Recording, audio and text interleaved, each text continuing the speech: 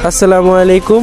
আমি আমার এক যোগ্য নবীর অযোগ্য উম্মত, যেই নবী হাজারবার আমাদের সঠিক রাস্তা দেখানোর পরেও আমি সেই রাস্তায় চলতে পারি। তবে সেই নবীর জন্য আমার যে বুক ভরা ভালোবাসা সেটা তুমি দেখোনি। সেই নবীর জন্য আমরা জান দিতেও রাজি, জান নিতেও রাজি। যদি আমি তার জন্য জানি না দিতে পারি, তবে কিয়ামতের দিন সে আল্লাহর কাছে চিৎকার করে বলবো, ইয়া হাবিলি উম্মতি, ইয়া হাবিলি উম্মতি।